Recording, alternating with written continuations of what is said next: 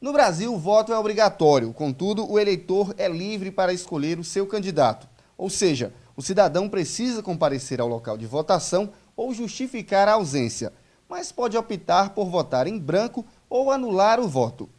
Mesmo o processo eleitoral sendo realizado a cada 2 anos, ainda tem eleitor que não conhece a diferença entre o voto branco e o nulo. Não votei em branco. Votei na prefeita, na primeira política que teve, na de prefeito.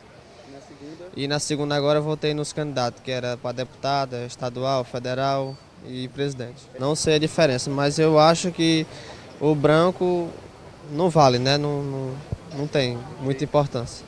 O senhor sabe a diferença entre o voto branco e o voto nulo? Não. Sei não. Segundo o Tribunal Superior Eleitoral, o voto em branco é aquele em que o eleitor não manifesta a preferência por nenhum dos candidatos. Já o voto nulo é aquele em que o eleitor manifesta sua vontade de anular o voto. A diferença entre voto branco e voto nulo, o voto branco é um voto consciente em que o próprio cidadão se abstém de votar em algum candidato. Então ele vai até a urna tem uma tecla escrito branco e aí ele claramente ali digita branco e se abstém de votar.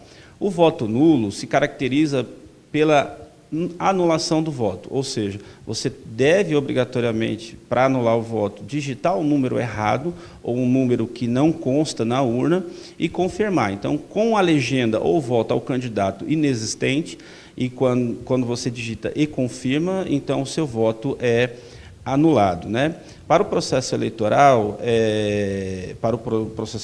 puro e simples, ele tem pouco impacto, porque esses votos brancos e nulos, eles são descartados do processo eleitoral. Ou seja, para que o candidato seja eleito, só vai contabilizar aqueles votos considerados válidos, ou seja, aqueles em que efetivamente o cidadão digitou o número certo e confirmou na tecla verde da urna, né?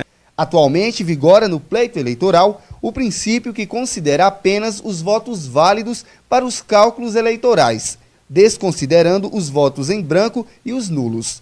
Na prática, votos brancos e nulos não influenciam no resultado final da eleição. Essa questão que se diz, ela é quase que um mito, de que 50% de votos inválidos, brancos ou nulos, anularia a eleição. Isso não existe. Na Constituição Federal, já de 88, que está fazendo 30 anos essa semana, ela diz claramente que o processo eleitoral vai ser decidido pelos votos válidos. Então, não importa quantos votos inválidos existam, eles apenas não farão parte da contabilidade de votos. Então, os votos válidos é quem vão decidir a eleição. Então, cada vez que determinado eleitor vota em branco ou acaba anulando o voto, ele simplesmente se exclui do processo eleitoral e deixa que outras pessoas que legalmente votarão decidir o processo por ele.